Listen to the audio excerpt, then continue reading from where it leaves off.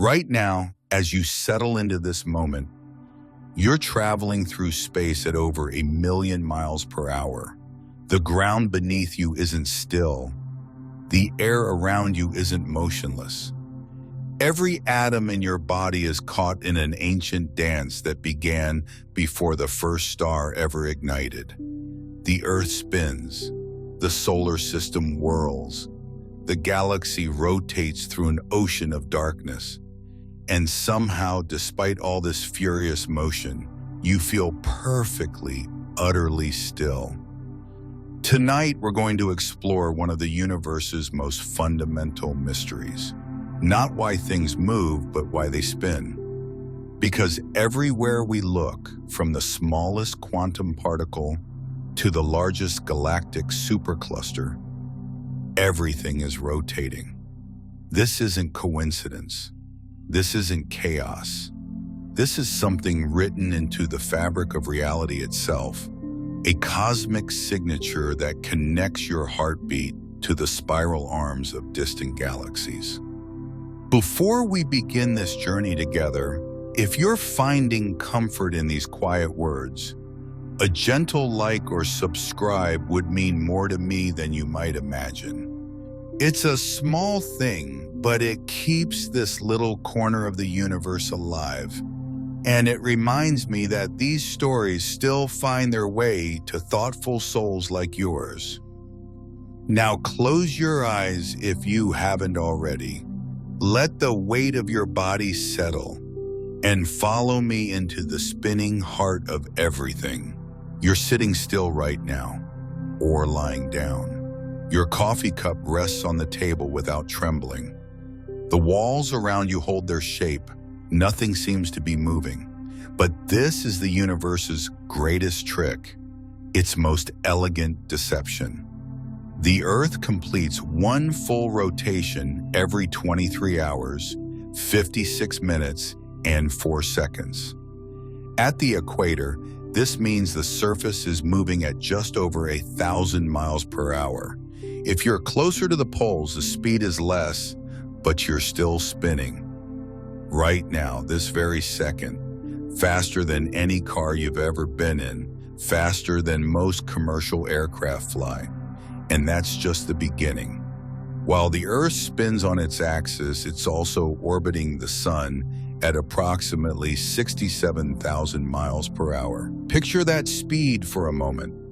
In the time it takes you to read this sentence, you've traveled nearly 200 miles around the Sun. You didn't feel it. You never do, but it happened. The Sun itself isn't anchored in place. Our entire solar system, all the planets and moons and asteroids, circles the center of the Milky Way galaxy at roughly 500,000 miles per hour. One complete orbit takes about 230 million years. Dinosaurs roamed the Earth the last time we were in this exact spot in our galactic journey. And the Milky Way? It's moving too, falling toward the Virgo supercluster, pulled by the gravity of trillions of stars across distances so vast that light takes tens of millions of years to cross them. You are not still. You have never been still. Stillness is an illusion your brain creates to keep you sane. But here's what makes this truly remarkable. If you set a glass of water on a table, it doesn't ripple. If you drop a ball, it falls straight down, not at an angle. The air around you doesn't rush past your face like you're standing in a hurricane. Despite moving at combined speeds that would make a physicist's head spin, everything around you moves together, locked in the same motion, synchronized so perfectly that you experience it as peace. Isaac Newton figured out why in the 1600s. He called it the law of inertia. An object in motion stays in motion unless something pushes against it.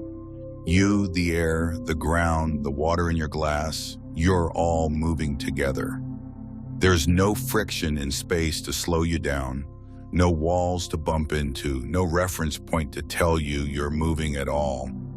Astronauts on the International Space Station orbit Earth at 17,500 miles per hour.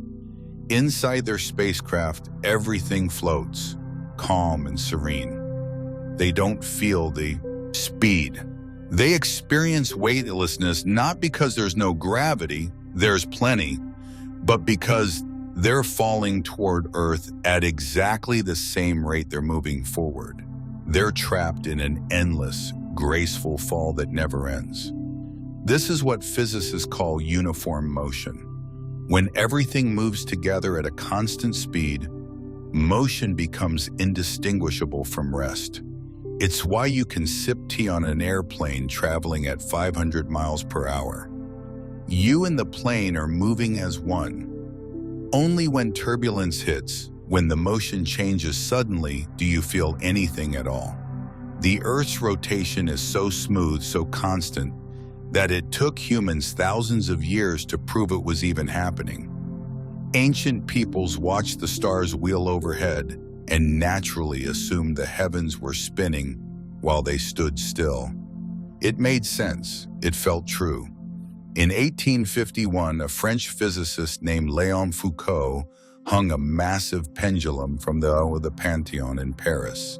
He set it, swinging, and left it alone. Over hours, observers watched the pendulum's path slowly rotate, tracing out a circle on the floor beneath it. The pendulum wasn't changing direction. The Earth was rotating beneath it, pulling the floor in a slow circle while the pendulum remained true to its original path. You can still see Foucault pendulums in museums around the world. Stand and watch one for a few minutes. You'll see the Earth's rotation made visible, time itself marked out in the gentle sweep of a brass weight. It's one of the most peaceful proofs in all of physics. Our senses evolved to detect changes in motion, not motion itself. Your inner ear, that delicate labyrinth of fluid and tiny hairs, responds to acceleration, to spinning, to sudden stops. It keeps you balanced when you walk, tells you which way is up when you swim. But it can't detect constant velocity. That's why you feel the car starting to move, but not the steady cruise on the highway. That's why you sense the plane taking off, but sleep peacefully at 30,000 feet. On Earth, everything shares the same endless glide through space. No start, no stop, just eternal motion that feels like perfect stillness. And yet, scientists can measure every bit of this hidden movement. Modern instruments can detect the Earth's rotation to within millionths of a second. GPS satellites constantly adjust for the fact that time runs slightly differently depending on how fast you're moving and how deep you are in Earth's gravitational well. Your phone's navigation relies on Einstein's relativity every single day. The universe is in motion. It always has been. It always will be. And you're a part of that motion whether you feel it or not. Take a slow breath. Feel your chest rise and fall. That breath you just took traveled 1,000 miles while you weren't paying attention. You are moving through space faster than sound, faster than thought, carried by forces so immense and yet so gentle that you experience them as silence. This is where we begin. With the recognition that stillness is not the natural state of things, motion is, specifically spinning motion. And to understand why everything spins, we need to travel back to the beginning, to the moment when the universe itself first learned to turn. If you could somehow travel backward in time, past civilizations and ice ages, past the formation of Earth, past the birth of the sun, past the first stars, past everything, all the way to the beginning, what would you find? Not silence, not stillness. The universe was born spinning. In the first fractions of a second, the Big Bang, roughly 13.8 billion years ago, the cosmos was unimaginably small, unimaginably hot, and anything but calm.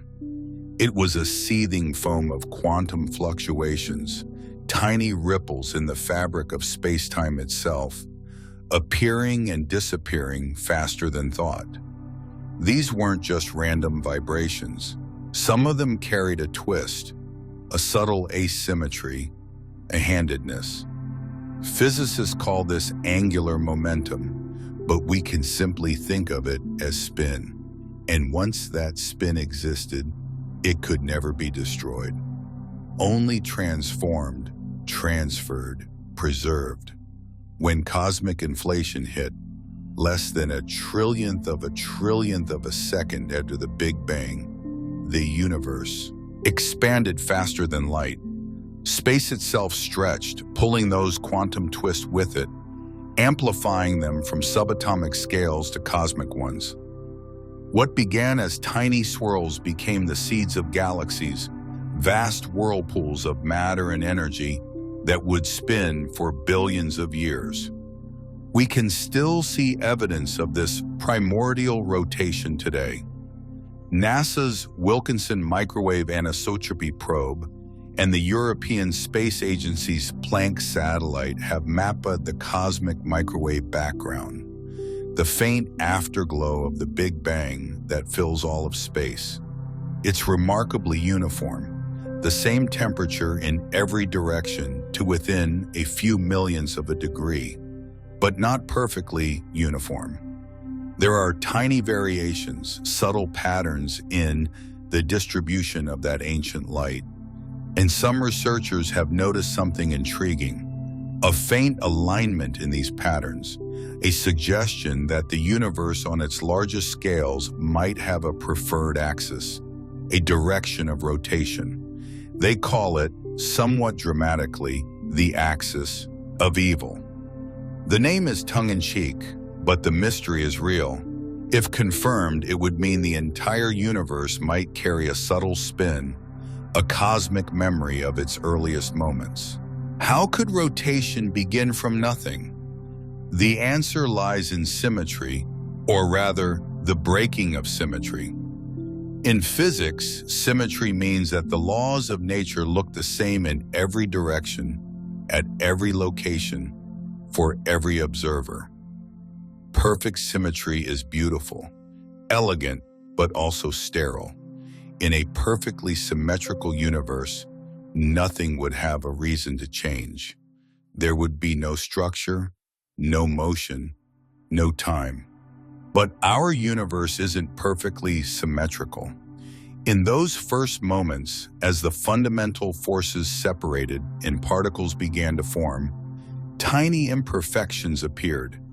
These weren't mistakes, they were opportunities.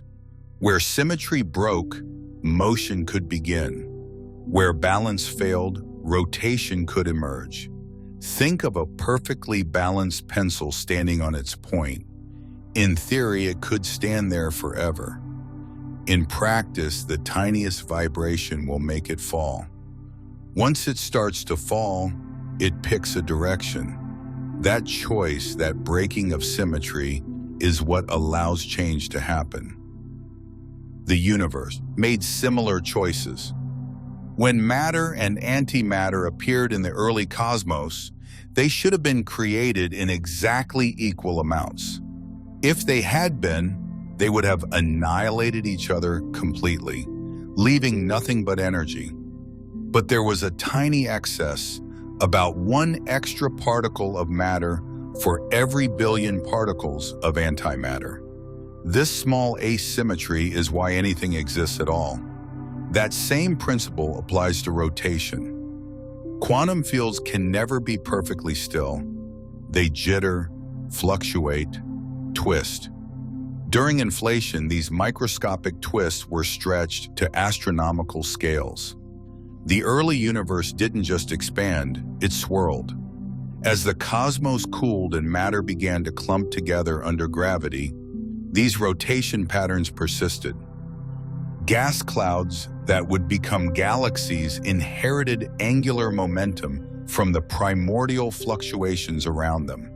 When these clouds collapsed, conservation of angular momentum made them spin faster, like a figure skater pulling in her arms.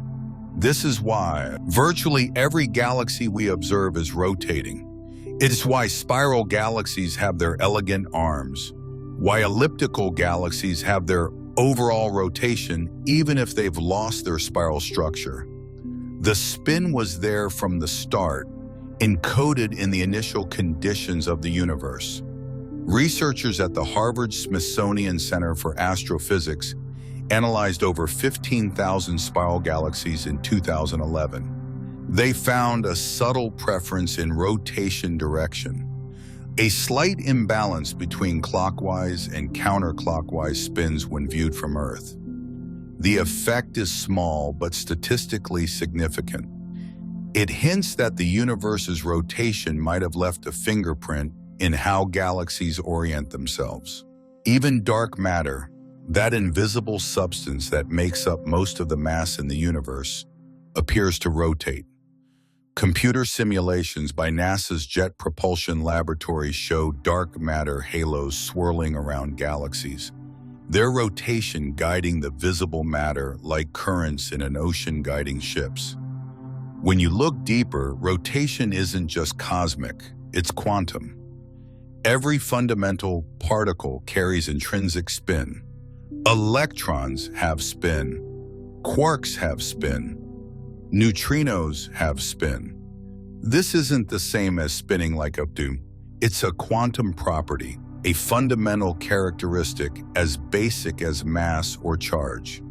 The physicist Richard Feynman once said that quantum spin is one of the most mysterious properties in nature. We can measure it, calculate with it, use it to predict how particles will behave. But in some deep sense, we don't fully understand what it means. It's built into the fabric of matter itself. And here's something even stranger. In the quantum world, spin has a handedness. Neutrinos, those ghostly particles that barely interact with anything, always spin in a left-handed direction. Always.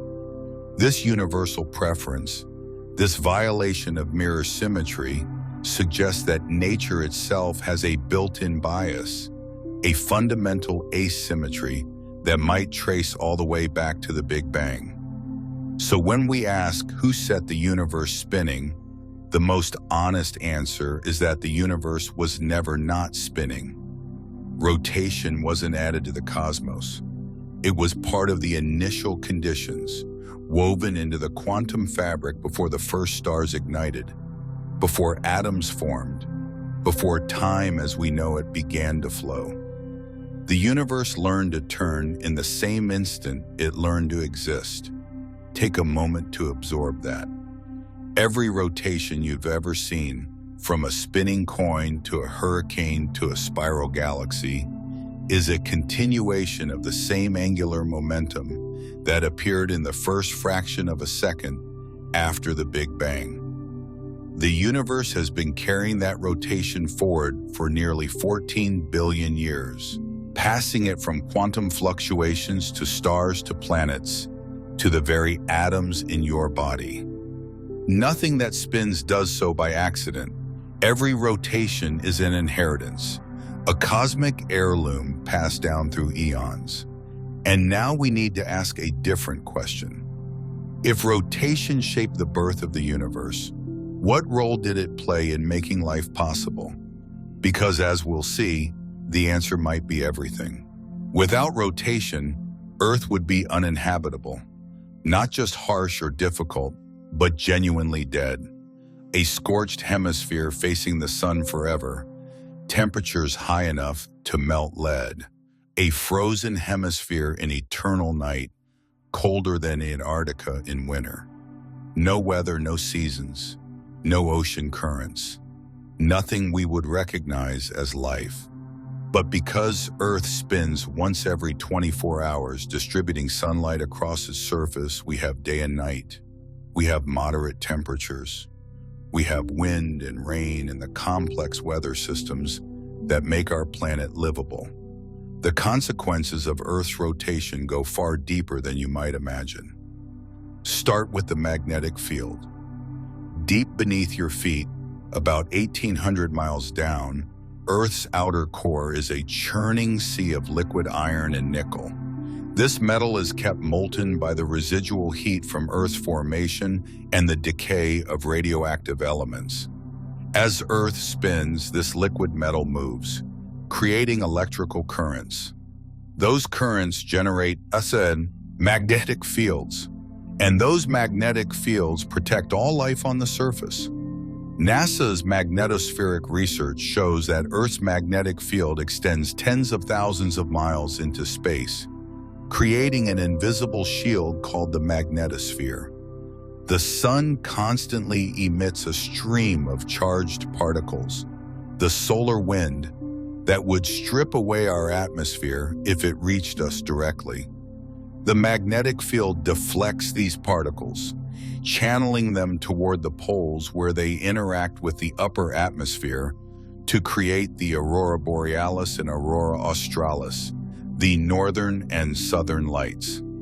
Mars once had a magnetic field too. Early in its history, Mars was warmer, wetter, possibly habitable.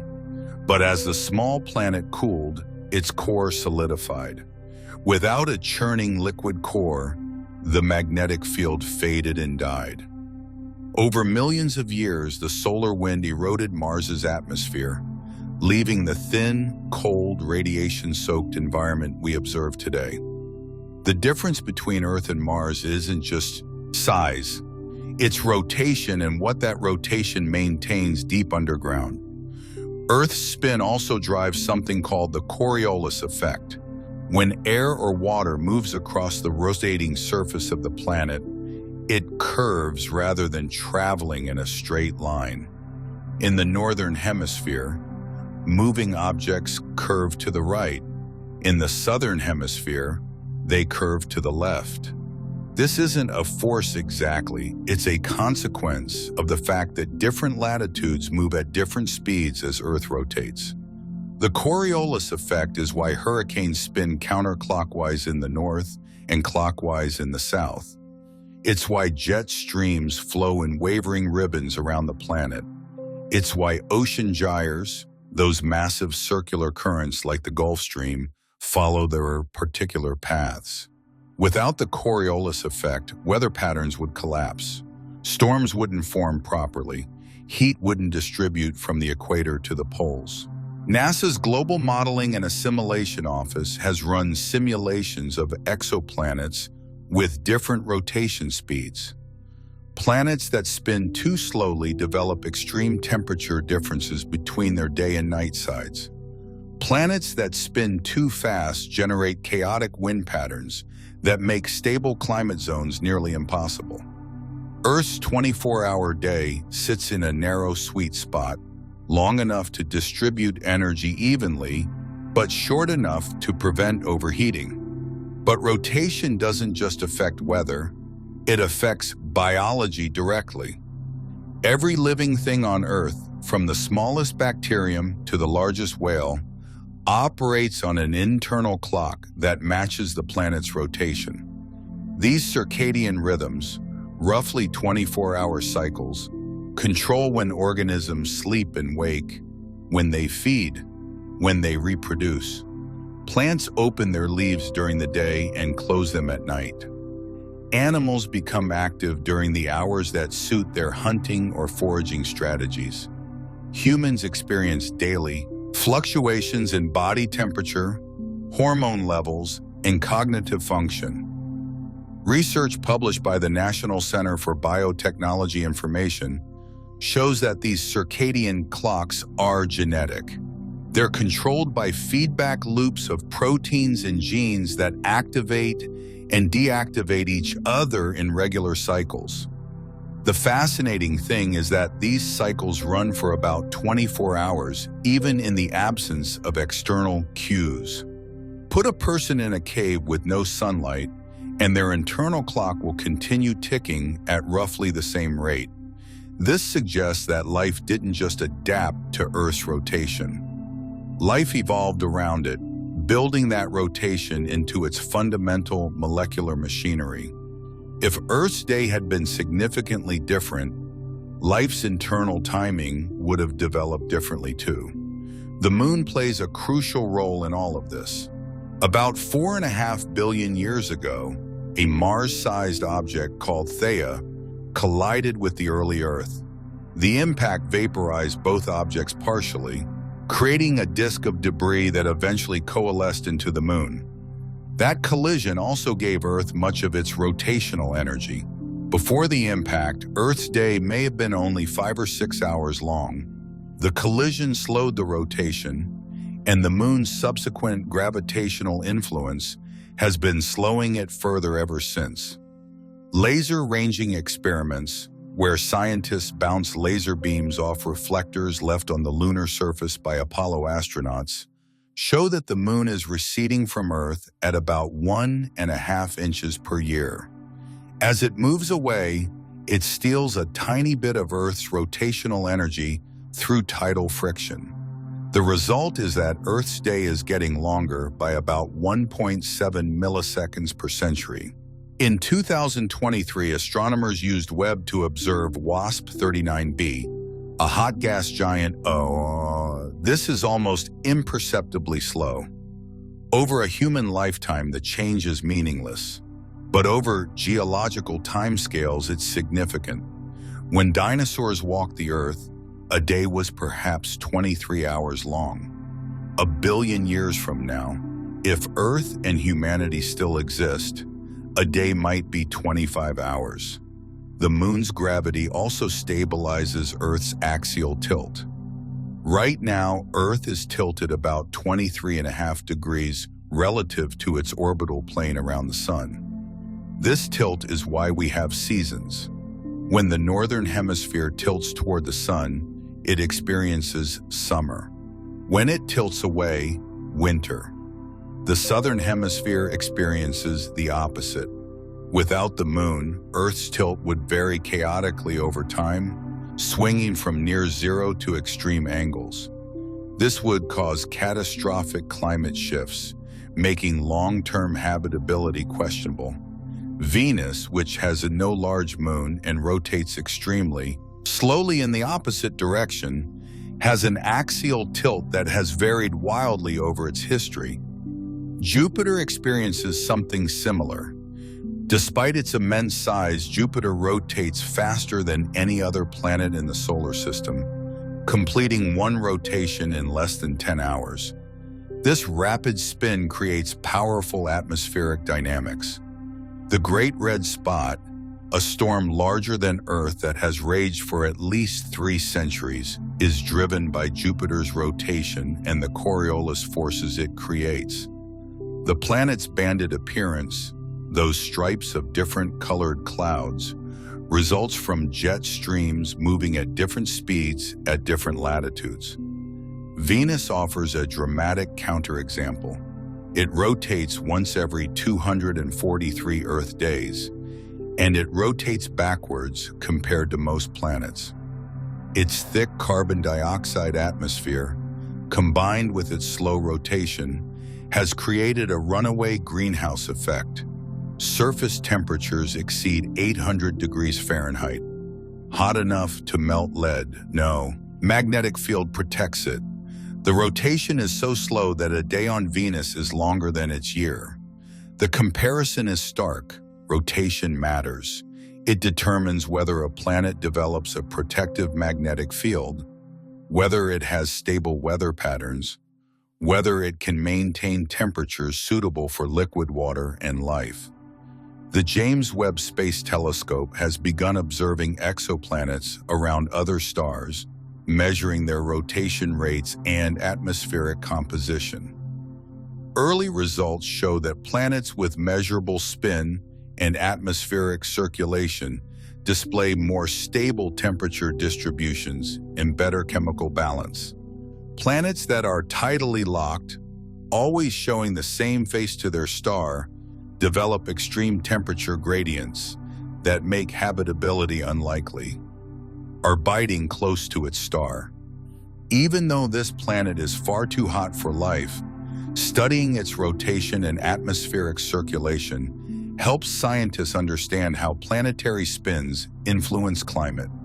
The data shows that rotation drives weather distributes heat, and heat distribution determines what chemical processes can occur in the atmosphere. Rotation doesn't just shape planets, it makes them livable or condemns them to sterility. The difference between a thriving biosphere and a dead rock often comes down to how fast a world turns. So when you ask whether spinning made life possible, the answer from physics, chemistry, and biology is unequivocal. Yes. Life as we know it requires the gentle rotation of a planet within a narrow range of speeds. Too fast and everything tears apart. Too slow and energy never distributes properly. But just right and you get Earth. You get us.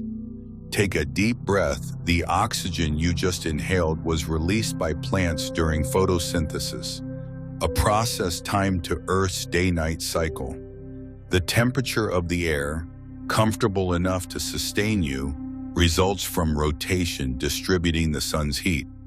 The magnetic field protecting you from cosmic radiation exists because molten metal churns deep underground as the planet spins. You exist because the world beneath you turns at exactly the right speed. Not too fast, not too slow. Perfectly balanced over billions of years. And now we need to explore something even stranger. Because rotation doesn't just shape space. At extreme levels, it begins to warp time itself. There's a speed at which the rules change. A threshold where rotation stops being simple motion and becomes something that distorts the fabric of reality. When things spin fast enough, they don't just move through time, they drag time along with them. Albert Einstein predicted this in 1915 with his general theory of relativity. He showed that mass and energy curve space-time, creating what we experience as gravity. But he also showed that rotation has an effect all its own, separate from mass alone. A spinning object doesn't just warp space. It twists it, pulling the surrounding space-time into a slow, invisible whirlpool. Physicists call this frame dragging. Imagine space-time as a fluid medium, like honey. When you place a marble in honey, it creates a dimple, pulling the honey down around it. That's what mass does to space-time. But if you spin the marble, it stirs the honey, creating a vortex. Nearby marbles get caught in that vortex and begin to move with it, even if they're not touching the spinning marble directly. That's frame dragging, and it's real. NASA proved it in 2004 with an experiment called Gravity Probe B. They launched 4 ultra-precise gyroscopes into orbit around Earth, each one a perfect quartz sphere spinning in a vacuum, the most perfectly round objects ever created by humans. These gyroscopes were so sensitive that they could detect changes in their orientation smaller than the width of a human hair seen from 10 miles away. The gyroscopes orbited Earth for over a year, maintaining their orientation relative to a distant star. If space-time were flat and unchanging, the gyroscopes would have kept pointing in exactly the same direction. But they didn't. Slowly, imperceptibly, their axes of rotation drifted. Not by much, about 0.000011 degrees per year. But the drift was exactly what Einstein's equations predicted. Earth's rotation drags space-time around with it. The effect is tiny because Earth is relatively small and spins relatively slowly. But it's there, measurable, real. Your planet is stirring the fabric of reality like a spoon in cosmic honey. Now imagine something much larger spinning much faster. A neutron star, When a massive star dies, its core collapses under its own gravity. Protons and electrons are crushed together, forming neutrons. The result is an object about 12 miles across but containing more mass than the entire Sun. To conserve angular momentum, as the core shrinks, it spins faster. Much faster. Some neutron stars rotate hundreds of times per second. The fastest known pulsar, PSR J1748-2446 AD, spins 716 times every second. That means a point on its equator is moving at roughly 24% the speed of light. At that speed, the effects of relativity become dramatic. Near a rapidly spinning neutron star, frame dragging is so powerful that it warps the paths of light. Time itself runs more slowly the closer you get to the surface. If you could somehow survive standing on a neutron star, which you couldn't, the gravitational field would crush you instantly. You would age more slowly than someone watching you from far away. For every minute that passed for you, hours might pass for them. But the most extreme example is a spinning black hole, what physicists call a Kerr black hole, named after Roy Kerr, who first solved Einstein's equations for this situation in 1963. A black hole is already strange. Its gravity is so intense that not even light can escape from within its event horizon. But a spinning black hole adds another layer of strangeness. Around it, there's a region called the ergosphere, a zone outside the event horizon where space-time itself is being dragged around faster than light could stand still. Think about that for a moment.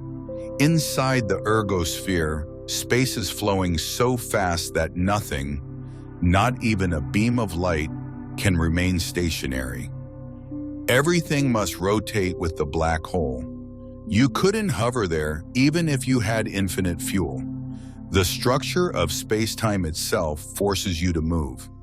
In 2019, the Event Horizon Telescope collaboration released the first image of a black hole, the supermassive black hole at the center of galaxy M87. The image shows a glowing ring of light, photons orbiting the black hole at nearly the speed of light. That glow isn't the black hole itself, it's the light from matter spiraling into it, stretched and distorted by the extreme curvature of space-time. In 2022, they released an image of Sagittarius A, the supermassive black hole at the center of our own Milky Way. Both black holes are rotating rapidly. Their spin shapes the light we see, bending it, delaying it, creating those luminous rings. The spin of a black hole determines its geometry. A non-rotating black hole is spherically symmetric.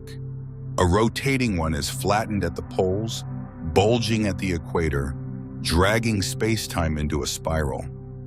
The faster it spins, the larger the ergosphere, and the more violently it warps time. Near such an object, past and future become blurred. Some solutions to Einstein's equations suggest that under the right conditions, extreme rotation could create closed time-like curves, paths through space-time that loop back to their own past. Whether these are physical possibilities or mathematical curiosities is still debated, but the equations allow for them. Frame dragging doesn't just exist at extremes, it affects everyday technology. The Global Positioning System, GPS, relies on satellites orbiting Earth at about 12,500 miles altitude. These satellites carry atomic clocks that must be incredibly precise. Your phone's navigation depends on timing signals accurate to within billionths of a second. But there's a problem. Time runs at different rates depending on how fast you're moving and how deep you are in a gravitational field. GPS satellites are moving fast, about 9,000 miles per hour, which makes their clocks run slower due to special relativity. But they're also higher up in Earth's gravitational well, where time runs faster due to general relativity. The two effects partially cancel out, but not completely. Engineers have to account for both effects. If they didn't correct for relativity, GPS errors would accumulate at a rate of about 6 miles per day. Your navigation app would quickly become useless. So every GPS satellite is programmed to tick at a slightly different rate than ground clocks to compensate for both its velocity and Earth's rotation-induced frame dragging. You use Einstein's theory of relativity every time you check your location on a map. Even light itself gets caught in frame dragging. NASA's Neutron Star Interior Composition Explorer, NICER, mounted on the International Space Station, studies rotating neutron stars by analyzing the X-rays they emit. The data shows light being delayed, bent, and stretched by the rotation of these stellar remnants. By measuring how much the light is affected, scientists can determine how fast the neutron star is spinning and how its mass is distributed. The James Webb Space Telescope observes distant quasars, galaxies powered by supermassive rotating black holes at their centers. The light from these objects has traveled for billions of years to reach us. When Webb's instruments analyze this light, they can detect the signatures of extreme rotation, the red shifting and blue shifting caused by matter orbiting at nearly light speed, the time delays from light escaping the deep gravitational well. We're seeing time itself stretched across the cosmos, warped by rotation that began when the universe was young. Rotation doesn't just mark time. At high enough speeds, it creates time, or at least creates the conditions where time flows differently for different observers. Near a spinning black hole, two clocks side by side will tick at different rates if one is moving with the rotation and the other against it. Your age, your experience of duration, becomes relative, dependent on your motion through the whirlpool of space-time. The universe uses spin to sculpt not just matter, but the very experience of existence. From GPS satellites to black holes, rotation is the hidden variable that determines how fast your moments pass. Take a slow breath. The oxygen atoms entering your lungs right now are spinning at the quantum level, their electrons whirling in probability clouds. Earth spins beneath you, dragging time along with it. The galaxy rotates, carrying billions of stars through space-time's curved geometry. Every level of rotation contributes to the particular moment you're experiencing now. This specific second that passes at this specific rate because of all the spinning masses surrounding you. You don't just live in time, you live in a river of time whose flow is shaped by rotation. And now we need to ask, who controls that flow? Because if spin governs time, something must govern spin. Every second of your life is measured by something spinning. The hands of a mechanical watch turn on gears. Digital clocks count oscillations of quartz crystals vibrating millions of times per second. Atomic clocks, the most precise timekeepers humanity has ever built, count the spin flips of cesium atoms. The second itself, the fundamental unit of time, is defined by rotation. Officially, 1 second is a duration of 9,192,631,770 cycles of radiation corresponding to the transition between two hyperfine levels of the ground state of the cesium-133 atom. That's a mouthful, but the essence is simple. A second is a number of spins. Time is counted rotation. Inside an atomic clock, cesium atoms are manipulated by lasers and magnetic fields. When these atoms absorb energy, their electrons jump to higher energy levels. When they fall back down, They emit light at a very specific frequency, frequency determined by the spin states of the electrons. By counting these transitions, the clock measures time with incredible precision, gaining or losing less than 1 second every 100 million years. This isn't arbitrary. It's based on a fundamental property of matter. Electrons have spin, a quantum mechanical property that comes in discrete units. That spin interacts with magnetic fields in predictable, unchanging ways. The laws of physics that govern electron spin are the same today as they were a billion years ago and will be a billion years from now. That's why atomic clocks are so stable. They're measuring something built into the fabric of reality. But atomic clocks measure more than just seconds. They also reveal relativity in action. Place two identical atomic clocks in different locations, and they will tick at slightly different rates. A clock at sea level runs slower than a clock on a mountaintop. A clock moving at high speed runs slower than a stationary one. These aren't errors, they're real differences in the flow of time caused by gravity and motion. Experiments have confirmed this repeatedly. In one famous test, physicists synchronized two atomic clocks, then flew one around the world on a commercial airliner, while the other stayed in the laboratory. When the traveling clock returned, it was behind the stationary one by a few hundred nanoseconds, exactly as relativity predicted. Time literally passed more slowly for the clock that moved. On Earth, your experience of time depends on where you are and how you're moving. Someone standing at the equator ages slightly more slowly than someone at the North Pole because the equator is moving faster due to Earth's rotation. The difference is minuscule, a few nanoseconds over a lifetime, but it's real and measurable. GPS satellites have to account for this constantly. In orbit, they're moving fast, which slows their clocks according to special relativity. But they're also farther from Earth's center, where gravity is weaker and time runs faster according to general relativity. The combination of these effects means satellite clocks naturally run about 38 microseconds faster per day than ground clocks. Engineers compensate by programming the satellite clocks to tick at a slightly slower rate. Before launch, they're deliberately set to run slow so that once in orbit, accounting for both relativistic effects, they'll match ground time. Without this correction, navigation errors would accumulate rapidly. You're using Einstein's equations every time you check where you are. But where does rotation itself come from? Why does anything spin at all?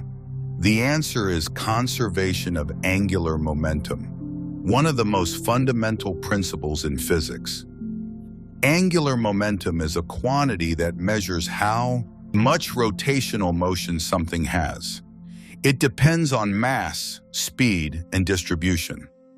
A figure skater spinning with arms extended has the same angular momentum as when she pulls her arms in and spins faster.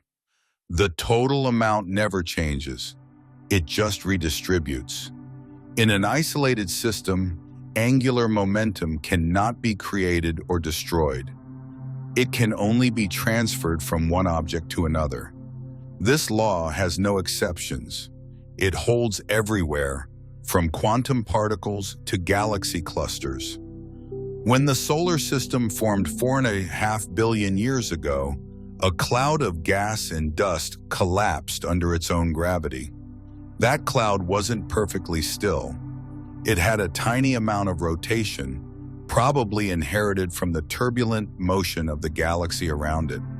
As the cloud collapsed and flattened into a disk, conservation of angular momentum forced it to spin faster. The densest part became the sun. The surrounding disk broke into clumps that became planets. Each planet kept its share of the original rotation. That's why almost all planets orbit the sun in the same direction and roughly in the same plane. They're following the angular momentum of that initial cloud, preserved and distributed over billions of years. Nothing had to keep them spinning. In the near vacuum of space, there's no friction to slow them down. Once set in motion, they simply continue, following Newton's first law. An object in motion stays in motion unless acted upon by an external force. The only thing slowing Earth's rotation is tidal friction with the moon. As ocean water rises and falls with the tides, it rubs against the ocean floor, converting a tiny amount of rotational energy into heat. That energy is transferred to the moon, pushing it farther away and slowing Earth's spin. But the total angular momentum of the Earth-Moon system remains constant. What Earth loses, the Moon gains. This will continue for billions of years. Eventually, Earth's rotation will slow until a day equals a month, about 47 of our current days. At that point, Earth will always show the same face to the Moon, just as the Moon already shows the same face to Earth. Tidal locking will be complete, and the system will have reached equilibrium. But even then, nothing will truly stop. The Earth-Moon system will continue orbiting the Sun will continue orbiting the galactic center. The galaxy will continue moving through space. Angular momentum transfers but never disappears. The European Space Agency's Gaia mission has mapped the precise motions of over 1 billion stars in the Milky Way. The data reveals our galaxy's rotation in exquisite detail. The Sun takes about 230 million years to complete one orbit around the galactic center. Stars closer to the center orbit faster. Stars farther out orbit slower.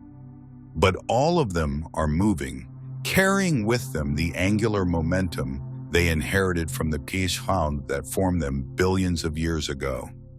Gaia can also detect the subtle wobbles of stars caused by orbiting planets.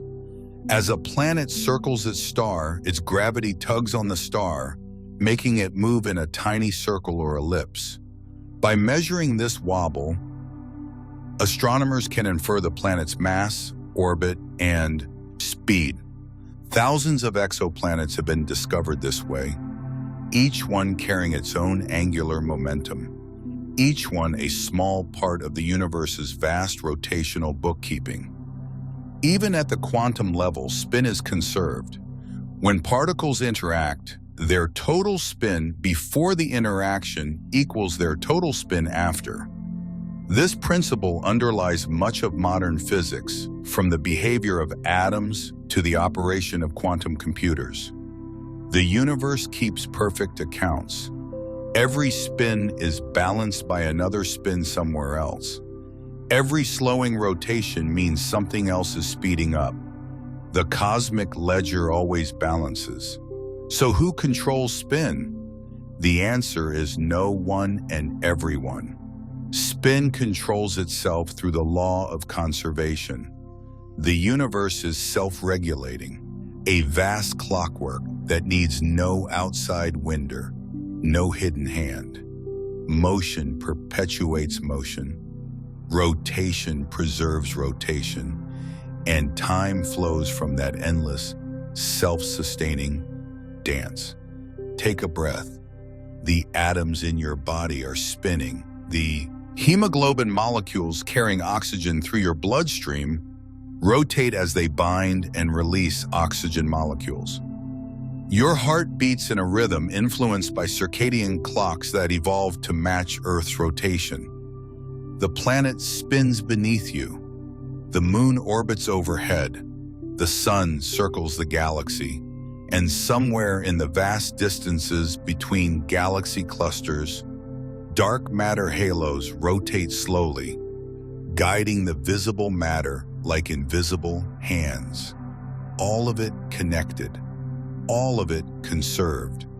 All of it part of the same cosmic rotation that began 14 billion years ago and will continue until the last stars fade. And that brings us to a profound question. If the universe is governed by perfect symmetry and conservation laws, why does anything happen at all? Why isn't everything frozen in perfect balance? The answer lies in a tiny flaw, a subtle imperfection, a broken symmetry that made everything possible. Perfect symmetry is beautiful, but it's also sterile. In a perfectly symmetrical universe, every force would be balanced by an equal and opposite force. Every motion would be canceled by an equal and opposite motion. Nothing would change. Nothing would grow. Nothing would exist. Our universe is not perfectly symmetrical. Thank goodness for that. In the first fractions of a second after the Big Bang, the four fundamental forces, gravity, electromagnetism, and the strong and weak nuclear forces, were unified. As the universe expanded and cooled, they separated. And when they separated, tiny asymmetries appeared. These weren't accidents. They were inevitable consequences of the way energy transforms into matter and the way fields interact at high energies. But they were also crucial. Without these small imperfections, the universe would have remained a featureless bath of radiation, expanding forever but never forming stars, planets, or life. The first critical asymmetry is matter-antimatter imbalance. When particles formed in the early universe, they appeared in pairs. Particles and their antimatter counterparts, electrons and positrons, protons and antiprotons. When matter and antimatter meet, they annihilate, converting back into pure energy. If matter and antimatter had been created in exactly equal amounts, they would have annihilated each other completely, leaving nothing but photons. But they weren't equal. For every billion particle-antiparticle pairs, there was one extra particle of matter. Just one in a billion. That tiny excess survived the annihilation, and it became everything we see today. Every star, every planet, every atom in your body descended from that small asymmetry. Physicists call this baryon symmetry. The word baryon refers to particles like protons and neutrons. Why was there an asymmetry? We don't fully know. But in 1964, physicists James Cronin and Val Fitch discovered that certain particle interactions violate a symmetry called CP symmetry, which combines charge reversal and spatial reflection. Their experiment with neutral kaons showed that nature treats matter and antimatter slightly differently. This discovery earned them the Nobel Prize and provided the first hint that the universe has a built-in preference, a subtle bias toward matter over antimatter. Without this bias, you wouldn't exist. Neither would stars, galaxies, or anything physical. The second critical asymmetry is in rotation itself. Quantum fields in the early universe experienced tiny fluctuations. Some of these fluctuations had a handedness, a twist. When cosmic inflation stretched space, these twists were amplified into large-scale patterns of rotation. The universe didn't expand uniformly in all directions. It swirled. NASA's Wilkinson Microwave Anisotropy Probe and ESA's Planck satellite mapped the cosmic microwave background, the afterglow of the Big Bang.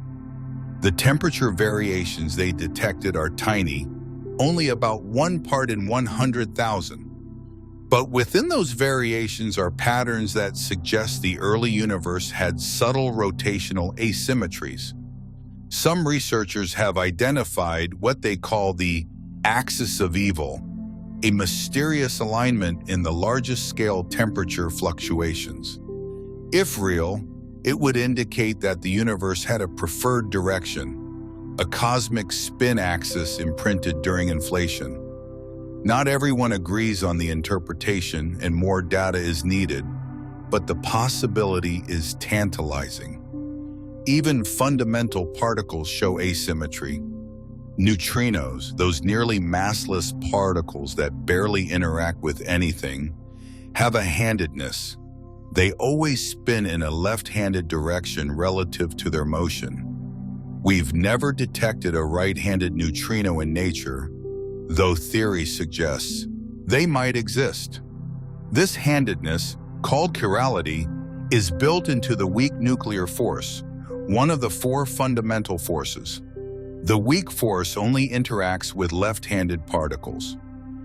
This violation of mirror symmetry means that nature itself isn't perfectly symmetric. If you looked at the universe in a mirror, the physics would be subtly different. Why does nature prefer one-handedness over another? Again, we don't fully understand. But this preference might trace back to symmetry breaking in the earliest moments of the universe. When the forces separated, they made choices. Those choices gave the universe a direction, both literally and metaphorically. This asymmetry shows up in chemistry and biology too. Life on Earth is chiral. Amino acids, the building blocks of proteins, come in two mirror image forms, left-handed and right-handed. Chemically, they're identical, but biology exclusively uses left-handed amino acids. DNA and RNA sugars are exclusively right-handed. Why? No one knows for certain. One hypothesis is that circularly polarized ultraviolet light from young stars selectively destroyed one form of amino acid more than the other in space before life even began. Asteroids and comets delivered these biased amino acids to early Earth, and life inherited the asymmetry. The Murchison meteorite, which fell in Australia in 1969, contains over 70 different amino acids. Analysis shows a slight excess of left-handed forms, supporting the idea that this handedness has cosmic origins. Another hypothesis involves the weak nuclear force itself. Because the weak force is chiral, it might influence chemical reactions in subtle ways, favoring one molecular handedness over another. The effect would be tiny, but over billions of years it could add up. Either way, life's chirality is likely connected to the universe's fundamental asymmetry. The same broken symmetry that allowed matter to exist also gave molecules their handedness, which gave proteins their structure, which gave cells their function, which gave rise to you. The cosmic microwave background shows one more crucial asymmetry: the seeds of structure. If the early universe had been perfectly smooth, gravity would have had nothing to work with. Matter would have remained spread out evenly forever. But tiny quantum fluctuations during inflation created regions that were slightly denser than others. These density fluctuations, only 1 part in 100,000, were enough. Over millions of years, gravity amplified them. Dense regions attracted more matter, becoming denser still. Eventually, they collapsed into the first stars, the first galaxies, the cosmic web of filaments and voids we see today. The James Webb Space Telescope has observed galaxies that formed less than 400 million years after the Big Bang. Even at that early age, they show signs of rotation, of structure, of organized motion. The seeds of spin were planted almost immediately, inherited from those primordial asymmetries. Perfect symmetry would have meant a universe with no stars, no planets, no life, a featureless void expanding forever. But a tiny imperfection, a 1 part in a billion excess of matter, a subtle twist in quantum fields, a faint handedness in the weak force changed everything. Imperfection is not a flaw, it's a necessity. It's the crack in perfection that lets change happen, lets time flow, lets the universe wake up and begin to explore itself. Theoretical physicist Murray Gell-Mann once said, "If the world were perfectly symmetrical, there would be nothing." He was right. Nothing that exists owes its existence to perfection. Everything from atoms to galaxies to you exists because symmetry broke. Take a slow breath. The oxygen you're breathing is made of atoms that only exist because of a matter-antimatter asymmetry 14 billion years ago. The proteins in your body fold into their shapes because of molecular chirality inherited from space. Your consciousness arises from neurons firing in patterns influenced by quantum spin. States, you are not separate from these cosmic imperfections. You are their direct consequence, a living expression of the universe's subtle asymmetry. Perfection would have been stillness. Imperfection became motion, structure, life. And that motion, that structure, that life all depend on something invisible, something that makes up most of the universe's mass but emits no light, something we call dark matter. And understanding dark matter means understanding why galaxies spin the way they do. Galaxies spin too fast. That's the problem. According to Newton's laws of gravity, the outer stars in a spiral galaxy should be moving slower than the inner stars, just like the outer planets in our solar system orbit more slowly than the inner ones. But they don't. When astronomers measure the rotation speeds of stars in spiral galaxies, they find something strange. Stars at the edge of the galaxy move just as fast as stars closer to the center, sometimes faster. The rotation curves are flat, not declining. This doesn't make sense. There isn't enough visible matter, enough stars in now to provide the gravitational pull needed to hold those outer stars in place at those speeds.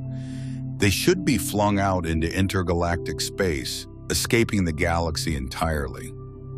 But they're not. Something is holding them. In the 1930s, Swiss astrophysicist Fritz Zwicky noticed this problem while studying the Coma Cluster, a collection of over 1,000 galaxies about 320 at 4 million light-years away. He calculated the mass of the cluster by measuring how fast its galaxies were moving. Then he calculated the mass based on how much light the galaxies emitted, assuming a reasonable ratio of mass to light. The numbers didn't match. The galaxies were moving far too fast for the visible mass to hold them together. Zwicky proposed that there must be invisible matter, dunkle Materie, he called it in German, dark matter providing the extra gravity. For decades, his idea was largely ignored. But in the 1970s, American astronomer Vera Rubin provided compelling evidence. Using data from Kitt Peak National Observatory, Rubin measured the rotation curves of spiral galaxies in detail. She found that stars far from galactic centers orbited at nearly the same speed as stars near the center. Everywhere she looked, the pattern held. The rotation curves were flat, and that meant there was far more mass in galaxies than we could see, perhaps 5 times more. This invisible mass, dark matter, makes up about 85% of all matter in the universe. We can't see it because it doesn't emit, absorb, or reflect light. It doesn't interact electromagnetically at all. But it does have gravity, and that gravity holds galaxies together. Think of dark matter as a vast, invisible scaffolding. Galaxies sit within massive halos of dark matter that extend far beyond their visible edges. These halos provide the gravitational glue that keeps stars in orbit, prevents galaxies from tearing themselves apart, and shapes the large-scale structure of the universe. Computer simulations by NASA and universities around the world show that without dark matter, galaxies couldn't have formed at all. The visible matter alone would have remained too diffuse, too spread out. Dark matter provided the initial gravitational wells that allowed normal matter to collapse into stars and galaxies. We've never directly detected dark matter, but we've observed its effects in multiple ways. One of the most dramatic is gravitational lensing.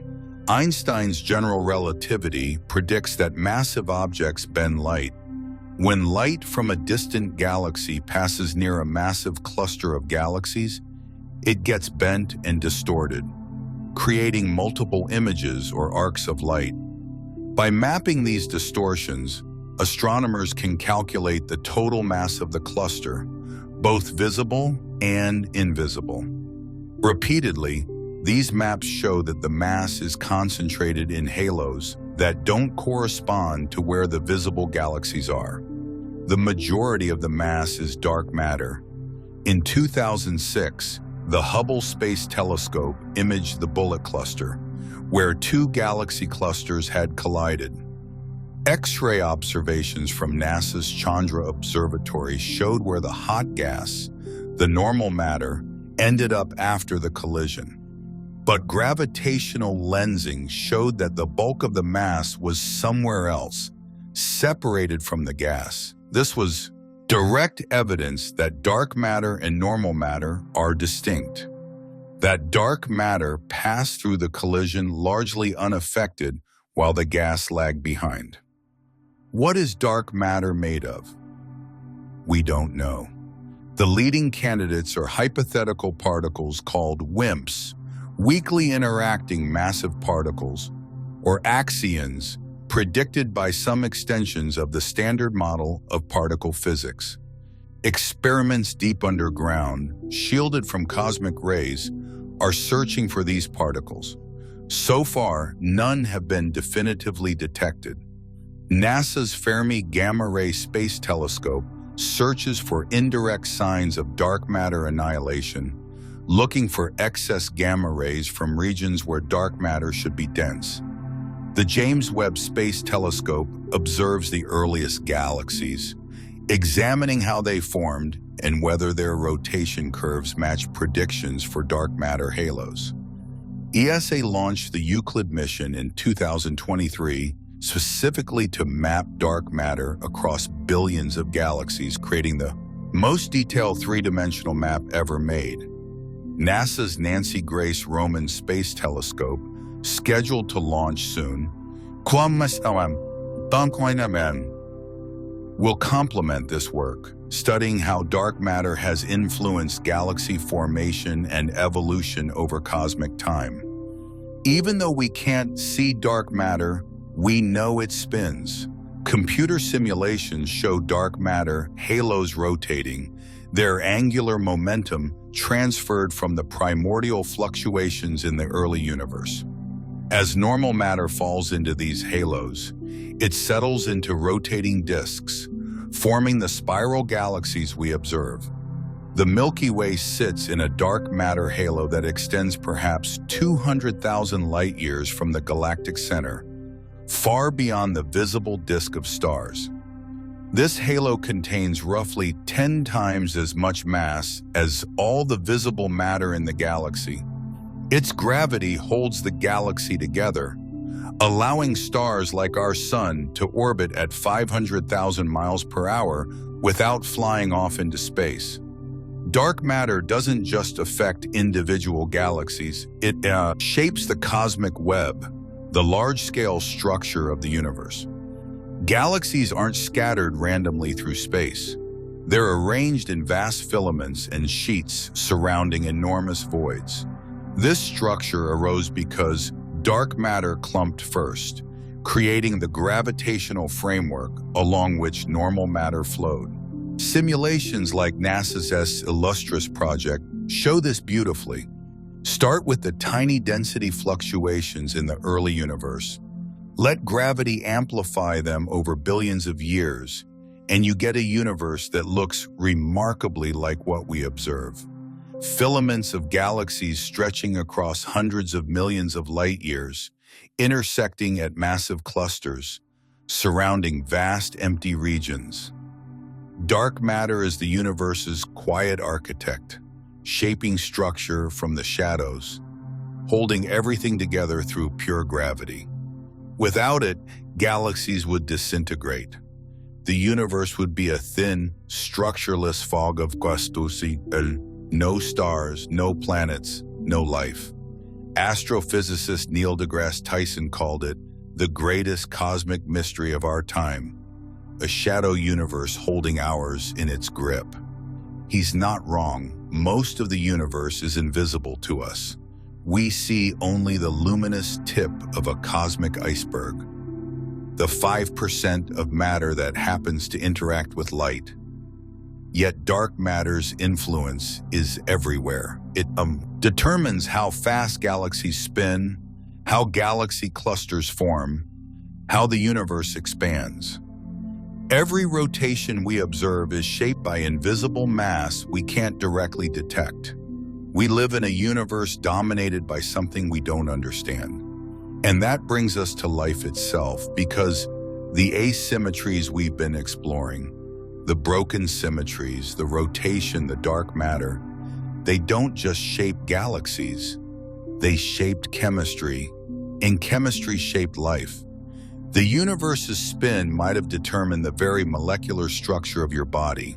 Every molecule in your body has a handedness, a chirality, and every one of them spins in the same direction.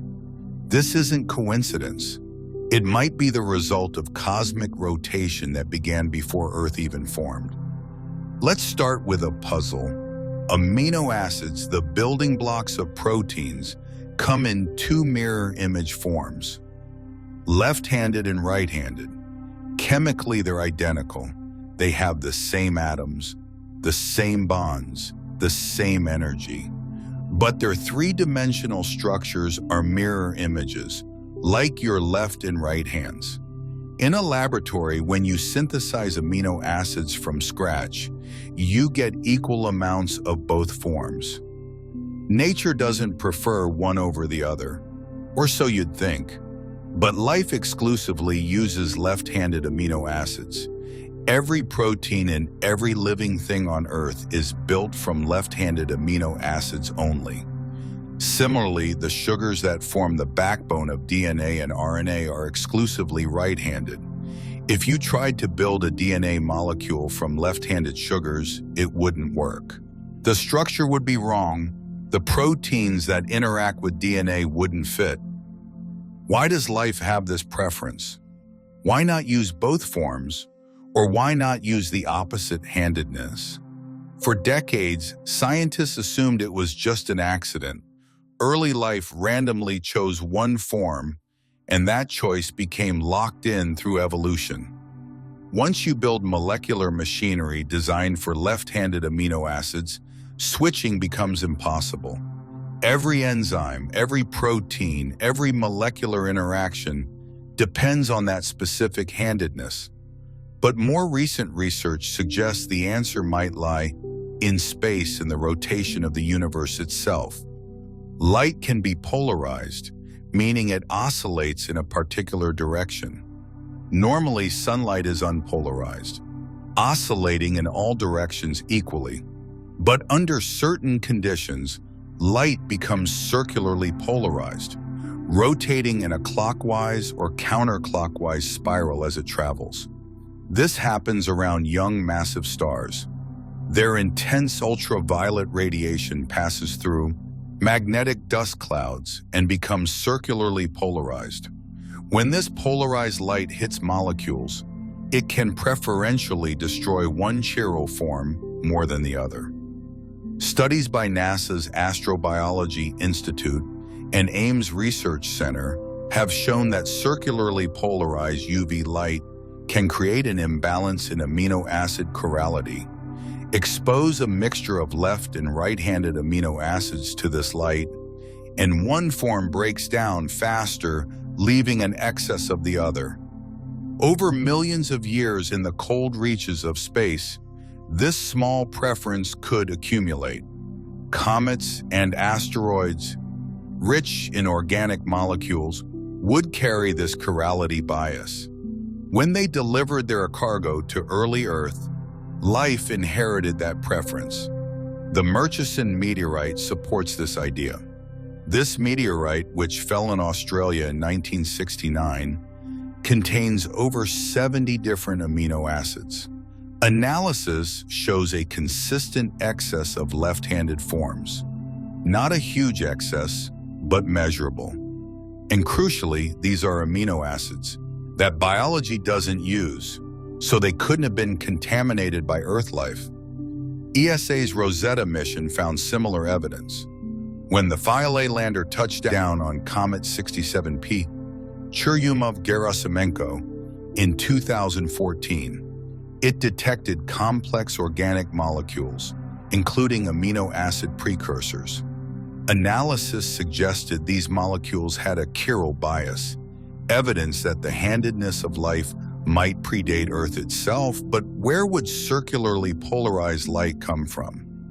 One possibility is rotating magnetic fields in star-forming regions. When gas clouds collapse to form stars, they spin, and their spin creates magnetic fields that twist the light passing through them. This process could create regions of space where one-handedness is favored over the other. Another possibility goes even deeper, to fundamental physics. The weak nuclear force, one of the four fundamental forces, violates mirror symmetry. It only interacts with left-handed particles. Neutrinos, for example, are always left-handed. This means that on a fundamental level, nature itself has a handedness, and this could influence chemistry in subtle ways. A 1999 experiment at CERN found that electrons emitted in certain radioactive decays were preferentially absorbed by one chiral form of a molecule over the other. The effect was tiny, but real. Over billions of years, could this tiny preference add up? Could the universe's built-in asymmetry, its broken symmetry at the level of fundamental forces, have seeded the chirality of life? Researchers at the Tokyo Institute of Technology ran simulations in 2021 showing that even a small imbalance in photon spin could lead to measurable differences in molecular chirality in interstellar environments. Light shaped by cosmic rotation could literally set the direction of life's chemistry. This makes intuitive sense.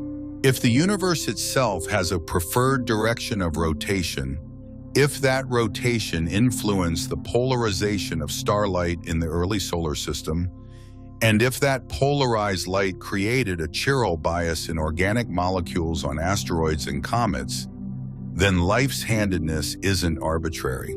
It's inherited from the cosmos. The James Webb Space Telescope is now studying complex organic molecules in star-forming regions like the Taurus molecular cloud and the Orion Nebula. JWST's infrared instruments can detect prebiotic compounds forming under the influence of polarized starlight. Early data shows these molecules have structural patterns consistent with chiral biases. Even Earth's rotation plays a role. The Coriolis effect, caused by Earth's spin, makes hurricanes rotate counterclockwise in the northern hemisphere and clockwise in the southern hemisphere. This effect influences ocean currents, atmospheric circulation, and even the distribution of nutrients in the ocean that early life depended on. Some researchers have speculated that the direction of Earth's spin could have influenced the chirality of the first self-replicating molecules. It's a controversial idea, but not entirely implausible. If molecular processes occur in rotating fluids, the direction of rotation could subtly favor one-handedness over another. What's clear is that life's chirality is universal on Earth. Every organism, from bacteria to blue whales, uses the same left-handed amino acids and right-handed sugars. This universality suggests a single origin, one moment when the choice was made and then locked in. But it also suggests that if life exists elsewhere in the universe, it might have the same handedness if it formed under similar conditions. Circularly polarized starlight is common. Rotating magnetic fields are common. The weak force's handedness is universal. If these factors shaped life's chemistry on Earth, they could do the same on other worlds. Alternatively, life on other planets might have the opposite handedness if local conditions favored it.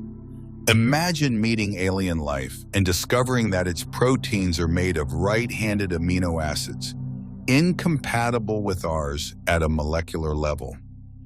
You couldn't eat their food, they couldn't eat yours. The chemistry simply wouldn't work. Carl Sagan once said, "We are made of star stuff." Perhaps we're also made of the spin of those stars, the angular memory of their light, the chiral bias imprinted in molecules that floated through space for eons before falling to Earth. Take a quiet breath. Every protein in your body, every enzyme, every molecule of DNA carries a handedness that might trace back to the rotation of gas clouds before Earth existed. You are not separate from the universe's spin. You are its direct expression, a living pattern shaped by forces that began before our planet formed. The universe doesn't just move, it turns in a particular direction, and that direction is written into your cells, but all rotation, no matter how ancient, eventually slows. Stars fade, galaxies drift apart. The spin that began 14 billion years ago is gradually winding down, which leads us to a profound and sobering question. Will the universe forget how to spin? Every moment of your life moves in one direction. Forward, you age, cells divide, memories accumulate. You can't unbreak a glass or unburn a piece of paper. Time has an arrow, and that arrow points toward increasing disorder. This isn't just a human experience. It's a fundamental law of physics. The second law of thermodynamics states that entropy, the measure of disorder in a system, always increases over time. Hot coffee cools, ice melts, perfume disperses through a room. The universe naturally moves from order to chaos. But here's the strange thing. The fundamental laws of physics don't actually distinguish between forward and backward in time. Newton's laws work the same whether time runs forward or backward. If you filmed billiard balls colliding and played the video in reverse, it would still obey the laws of motion. The equations don't care about the direction of time. So why does time have an arrow? Why can't we unscramble eggs or watch rivers flow uphill?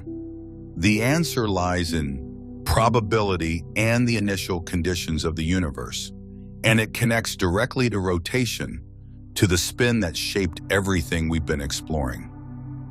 Imagine a box divided in half by a partition. On one side, there's air. On the other side, there's a vacuum. When you remove the partition, the air rushes to fill both sides of the box. Molecules spread out, seeking equilibrium. Now imagine trying to reverse this process. You'd need every single air molecule to spontaneously move back to one side of the box, leaving the other side empty. It's not impossible. The laws of physics allow it, but it's so staggeringly unlikely that it will never happen in the lifetime of the universe. This is entropy. The number of ways molecules can be disordered is vastly greater than the number of ways they can be ordered. So systems naturally evolve toward disorder, not because of a law that forbids order, but because disorder is statistically overwhelming. The universe began in a state of extremely low entropy. The Big Bang was a moment of incredible order, all matter and energy compressed into an infinitesimal point. Everything that's happened since has been the universe slowly spreading out, cooling down, becoming more disordered. Rotation is part of this story. When the universe was born, it wasn't perfectly smooth. Tiny quantum fluctuations created slight variations in density. Some regions had slightly more matter, others slightly less. These variations had angular momentum, a tendency to spin. As gravity pulled matter together, conservation of angular momentum meant those regions spun faster. Just like an ice skater pulling in their arms. Every galaxy, every star, every planet formed from clouds that were already rotating, and that rotation intensified as they collapsed. But here's where it gets profound. That initial rotation, that spin encoded in the quantum fluctuations of the early universe, is gradually being transferred, dissipated, and spread out. Earth's rotation is slowing. Tidal forces from the moon create friction in our oceans, converting rotational energy into heat. Every day is getting longer by about 1.8 milliseconds per century. It's imperceptible in a human lifetime, but over billions of years it adds up. 4 billion years ago, a day on Earth was only about 6 hours long. The moon was closer, the tides were higher, and Earth spun much faster. Since then, the moon has been stealing Earth's rotational energy, using it to slowly spiral outward, away from us. Eventually, billions of years from now, Earth will become tidally locked to the moon, just as the moon is already tidally locked to Earth. Earth will rotate at exactly the same rate that the moon orbits, meaning one side of Earth will always face the moon, and one side will always face away. A day will equal a month, both lasting about 47 current days. But the moon won't stop there. Solar tides will continue to slow Earth's rotation even further, until Earth becomes tidally locked to the sun as well. At that point, one side of Earth will be in permanent daylight, the other in permanent night. Rotation from Earth's perspective will have effectively stopped. The same process is happening everywhere. Mercury is already tidally locked to the sun in a 3-to-2 resonance, rotating 3 times for every 2 orbits. Venus rotates so slowly that its day is longer than its year, likely due to atmospheric tides from the sun. Binary stars gradually synchronize their spins through tidal interactions. Moons around gas giants are almost all tidally locked. Even galaxies lose rotational energy when they collide and merge, converting organized spin into random motion and heat. Take a slow breath. The rotation you carry in your body, the spin of Earth that marks your days, the orbit that defines your years, all of it is gradually winding down. Not quickly, not in any time scale that matters to human civilization, but inevitably. The universe is spending its rotational inheritance, the angular momentum it was born with, converting it bit by bit into waste heat. This brings us to the ultimate fate of rotation in the cosmos. Galaxies are held together by the gravity of their stars and dark matter. They rotate as coherent structures, spiral arms sweeping through space. But this won't last forever.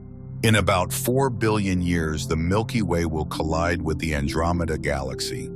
The two will pass through each other, their stars mostly missing each other because space is so vast and empty.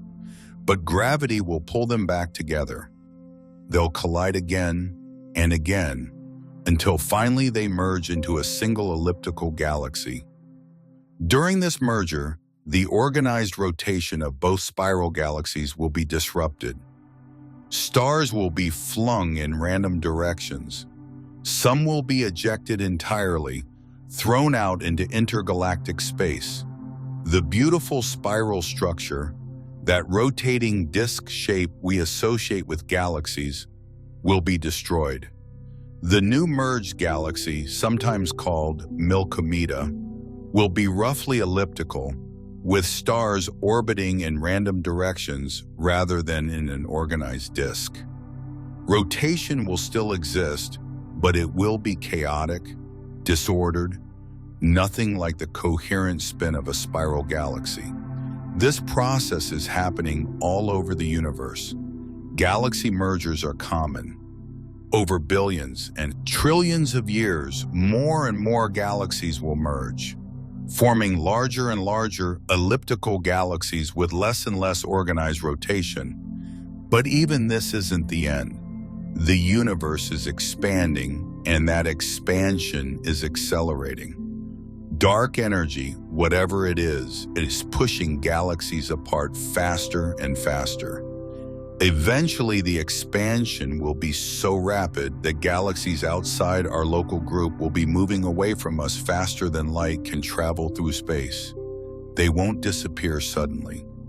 Their light will shift redder and redder as they accelerate away, becoming dimmer and dimmer, until finally they fade from view. The observable universe will shrink. Trillions of years from now, any civilization in the Milky galaxy will look out into the night sky and see nothing but their own galaxy. The rest of the universe will have been carried beyond the horizon of observability. Within those isolated galaxies, stars will continue to form, to burn, to die. But the supply of gas isn't infinite. Each generation of stars uses up some of the available hydrogen and helium, converting it into heavier elements. Eventually, the gas will be exhausted or dispersed, and star formation will cease. The universe will enter what cosmologists call the degenerate era. No new stars will form. The only sources of light will be the remnants of dead stars, white dwarfs, neutron stars, black holes. These objects still spin, sometimes incredibly fast. Neutron stars can rotate hundreds of times per second, but even this rotation will slow. Neutron stars emit energy through their magnetic fields and through gravitational waves. This energy comes from their rotation.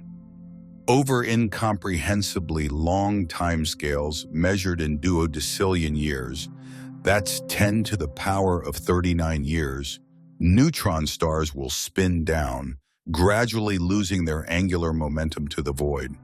White dwarfs will cool, becoming black dwarfs, cold dark spheres that no longer emit light.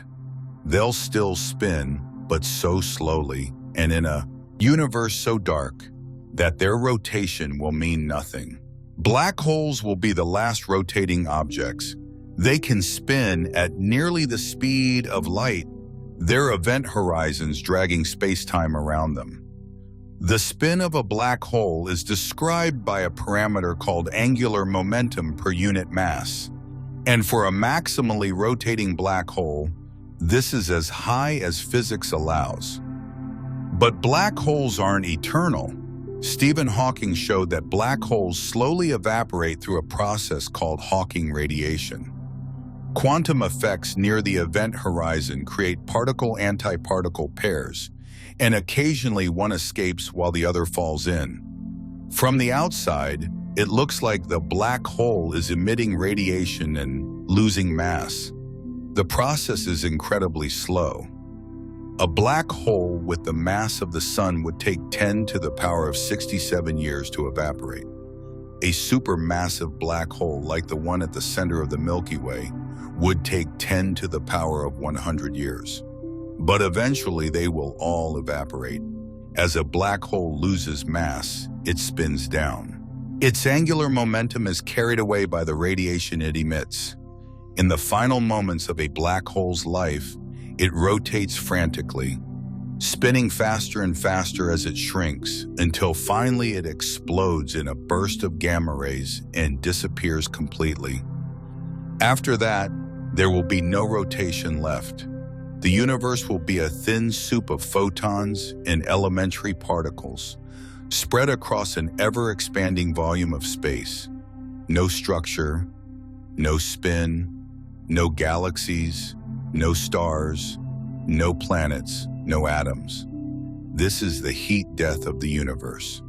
Maximum entropy, perfect disorder, a state where nothing interesting can ever happen again because there are no energy gradients left to drive change. The arrow of time will still exist technically. Entropy will still mostly increase. But there will be nothing to measure it against, no observers to notice. The universe will be uniform, featureless, and completely still. Breathe slowly.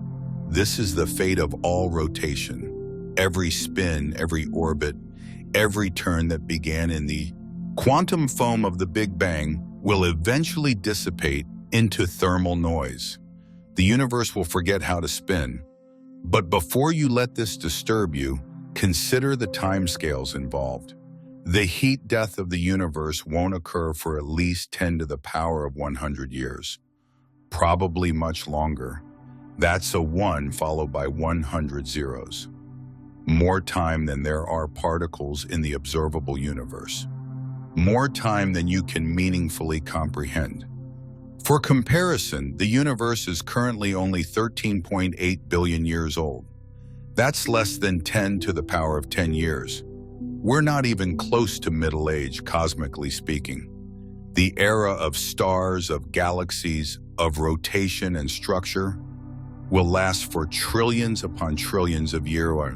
Our sun will die in 5 billion years, but the universe will continue making stars for trillions of years after that.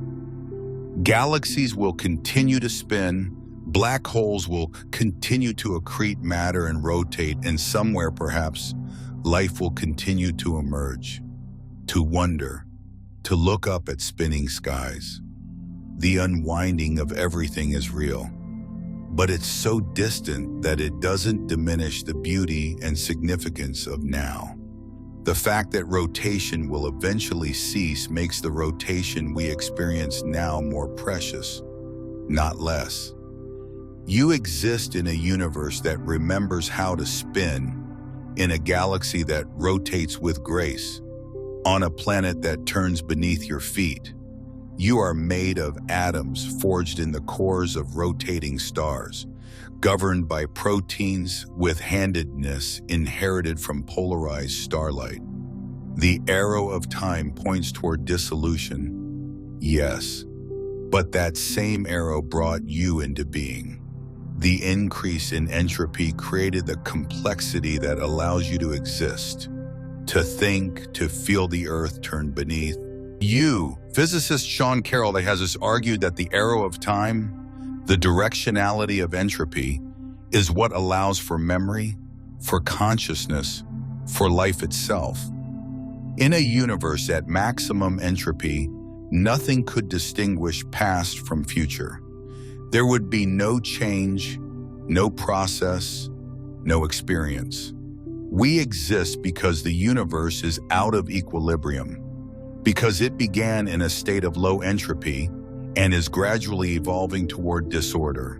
And rotation is part of that evolution, a way the universe expresses its initial conditions, its quantum fluctuations, its tendency to spin things into being. So yes, eventually all rotation will stop. The universe will cease spinning. But that eventuality is so far in the future that it exists more as a thought experiment than a reality. What matters is here, now, this moment. The spin continues. For now and for longer than you can imagine, the universe still remembers its first turn. And you are part of that memory, that ongoing expression of cosmic rotation. Let your breath slow. Feel the earth turning. You're not witnessing the end of rotation. You're living in its golden age, when galaxies still spiral, when stars still form, when planets still spin beneath darkening skies. This is the time of motion, of turning, of the universe expressing itself through rotation. And that's where we are. Not at the end, but somewhere in the middle of an incomprehensibly long story. Which raises another question, one that brings us to perhaps the deepest mystery of all. Is consciousness itself a form of motion? Is awareness the universe's way of remembering that it spins? Close your eyes for a moment if you're comfortable doing so. Notice what happens in your awareness. Thoughts arise. Sensations appear. Your attention moves from one thing to another. This movement is so fundamental to consciousness that it's hard to imagine awareness without it. You can't hold a thought perfectly still. Even when you try to focus on a single point, your attention flickers, shifts, returns. Consciousness is motion, but it's not just metaphorical motion. Your thoughts are produced by physical processes in your brain, by electrons moving through neurons, by neurotransmitters crossing synapses, by waves of electrical activity sweeping across your cortex. Your brain is constantly in motion at every scale. Neurons fire in coordinated patterns, creating rhythms. Alpha waves when you're relaxed, beta waves when you're focused, theta waves when you're drowsy. These aren't static states. They're oscillations, cycles, rotations through different modes of awareness. Even the molecules in your brain are spinning, water molecules tumbling and rotating, proteins folding and unfolding, ion channels opening and closing, and deeper still, electrons orbiting nuclei, quarks spinning within protons and neutrons. Your consciousness emerges from all these layers of motion. You are a pattern of organized rotation, nested within other rotations, all the way down to the quantum level. This isn't mysticism, it's neuroscience. Studies using functional MRI and other brain imaging techniques show that consciousness correlates with coordinated motion across different regions of the brain. When you're aware, different brain areas synchronize their activity, oscillating together in patterns that scientists are only beginning to understand. When that coordination breaks down, consciousness changes. During deep sleep, the coordination decreases and you lose awareness. Under anesthesia, the brain's ability to maintain these synchronized oscillations is disrupted. Then you see to be conscious. Some researchers have proposed that consciousness itself is a kind of rotation in a high-dimensional space. Giulio Tononi's integrated information theory suggests that consciousness corresponds to the amount of integrated information in a system. The more a system's parts influence each other in specific, irreducible ways, the more conscious it is. This integration requires motion, requires information to flow, to cycle through the system. A static system, frozen in time, can't be conscious. Consciousness requires process, requires change, requires the universe to move through itself. And here's where it gets truly profound. If consciousness requires motion, and if motion is fundamental to the universe, then perhaps consciousness isn't an accident. Perhaps it's an inevitable consequence of a universe that spins. Think about it. The universe began with motion, with quantum fluctuations that seeded rotation. That rotation created structure, galaxies, stars, planets. On at least one of those planets, and possibly many more, that structure became complex enough to loop back on itself, to create patterns that could sense, that could remember, that could be aware. You are the universe experiencing itself. Carl Sagan's famous phrase takes on new meaning when you consider that your consciousness is literally made of cosmic motion. The same angular momentum that shaped galaxies is flowing through your neurons right now, creating the experience of reading these words, of thinking about rotation, of being aware. Some philosophers have argued that consciousness is fundamental, not derived. That awareness is a basic property of the universe, like mass or charge. and that complex conscious beings like humans are just highly organized expressions of something that exists at all scales. This is panpsychism, the idea that mind is everywhere in some form. It's a controversial position, but it has some surprising support from physics. Quantum mechanics shows that observation affects reality. The act of measuring a particle's position or momentum changes its state. There's something almost awareness-like in the way quantum systems respond to observation. Roger Penrose and Stuart Hameroff have proposed that consciousness might arise from quantum processes in the microtubules inside neurons. These structures are tiny, much smaller than cells, and they might maintain quantum coherence long enough for quantum effects to influence neural activity. If true, this would mean your consciousness is connected to quantum mechanics, to the same physics that governs electron spins and entanglement. Your awareness would be, in some sense, quantum motion, the spinning and tunneling of particles, creating the subjective experience of being you. It's speculative. Most neuroscientists think consciousness emerges from classical processes in neural networks, but the possibility remains that consciousness reaches down into the quantum realm, that the motion creating your awareness includes the spins of individual particles. Either way, consciousness is motion, and that motion is part of the larger pattern of cosmic rotation we've been exploring. You think because electrons move. Those electrons move because atoms interact.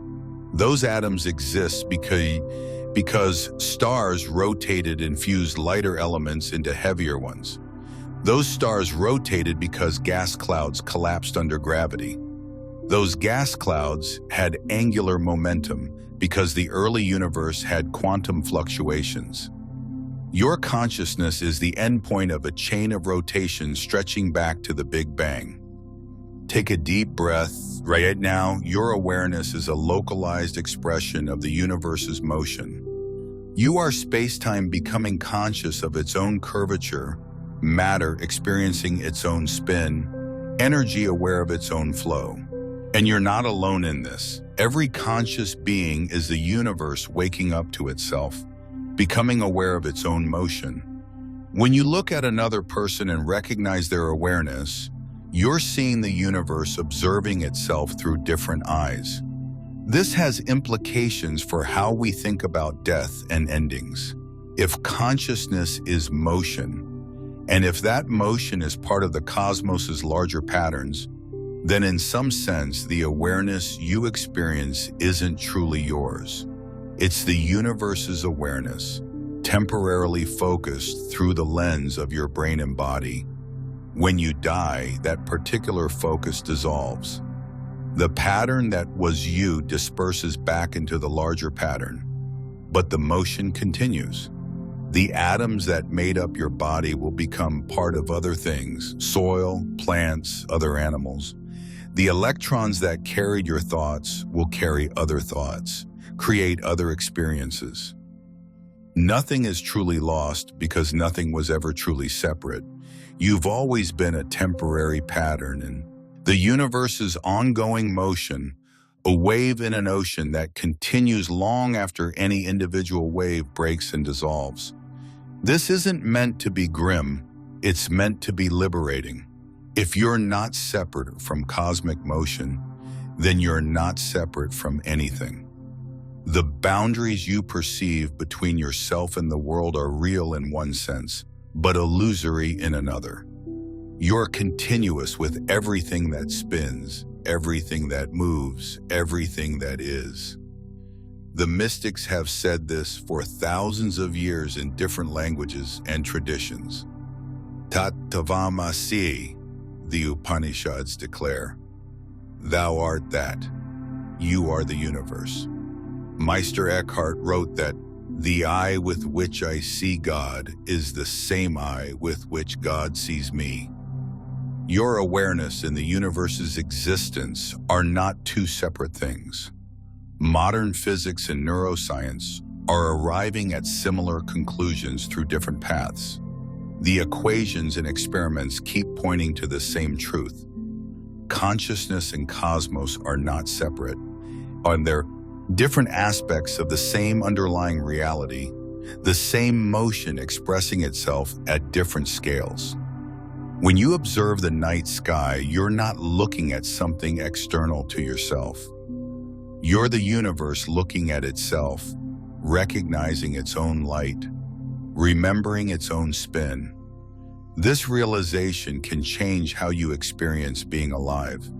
Instead of feeling like a tiny, isolated observer in a vast, indifferent universe, you can recognize yourself as the universe's way of being aware, its way of experiencing beauty and meaning and wonder. You're not in the universe.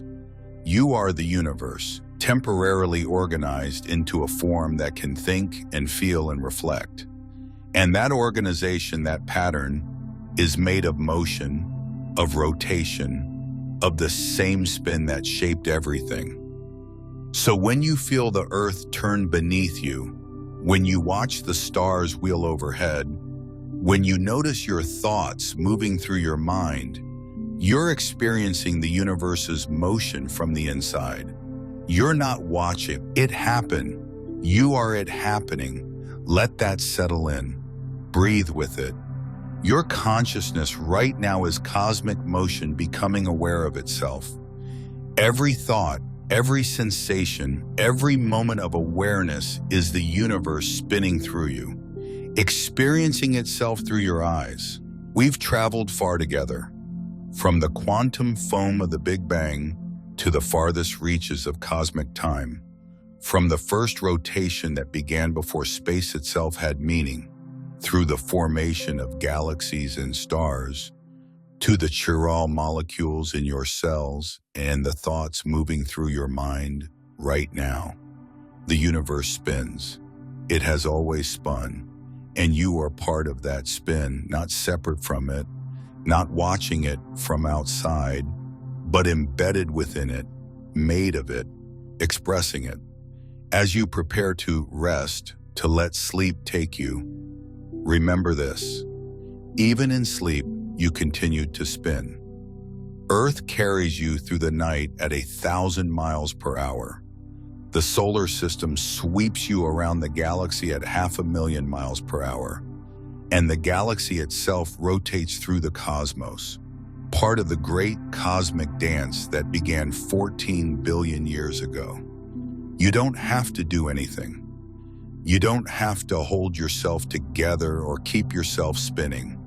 The universe does that for you. It has been doing it since before you were born, and it will continue long after you've dissolved back into the pattern from which you came.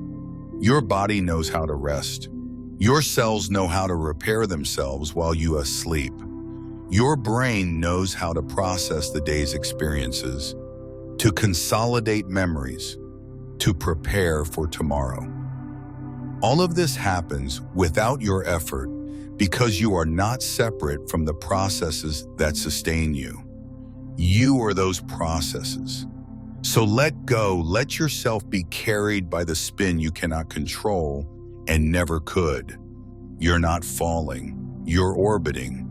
You're rotating through the night the way Earth rotates, the way everything rotates, because motion is the nature of existence itself. Every protein in your body, every molecule of DNA, every atom in every cell carries the memory of cosmic rotation. You are ancient. You are made of stardust that remembers how to spin. And that memory runs deeper than thought, deeper than consciousness, all the way down to the quantum level, where particles dance in patterns that began before time had meaning. As you drift towards sleep, know that you're not losing consciousness. You're just changing the form of your awareness, the way water changes from liquid to vapor, but remains water. Your thoughts will slow, your neurons will shift to different rhythms, but the motion continues. The spin continues. The universe continues to experience itself through you, even in sleep, even in dreams. Tomorrow you'll wake to a planet that has turned to face the sun again. The same sun that has been rising for 4.5 billion years. The same Earth that has been spinning since it condensed from the rotating disk around a young star. Nothing about this is separate from you. You are the Earth becoming aware of its own rotation. You are starlight that learned to see itself. Take one more slow breath. Feel your body settling. Feel the bed supporting you. Feel the planet turning beneath you. You're not alone in the darkness. You're part of the cosmic motion that creates galaxies, that shapes chemistry, that gives rise to consciousness itself. The universe hasn't forgotten how to spin. And as long as it spins, there is motion. As long as there is motion, there is possibility. As long as there is possibility, there is hope. As long as there is hope, there is beauty in simply being here, now part of the dance. Sleep well. The universe holds you in its rotation, the way a parent holds a child, the way gravity holds planets, the way everything that exists is held together by forces that began before anything had a name. You are cosmic motion resting. You are the spin of galaxies, slowing to the rhythm of breath and heartbeat. You are exactly where you need to be, doing exactly what you need to do, which is nothing. Just this. Just rest. The stars will still be spinning when you wake. The Earth will still be turning. The galaxy will still be rotating through the void, and you will still be part of it all, inseparable from the motion that makes existence possible. Good night. Let the universe's spin carry you into dreams. Your home, you've always been home. Because there is nowhere in all of existence that is not part of the great rotation, the endless dance, the spin that began everything and continues now in this moment, in you. Rest in the spin. You are safe. You are held. You are exactly where you're meant to be. Good night.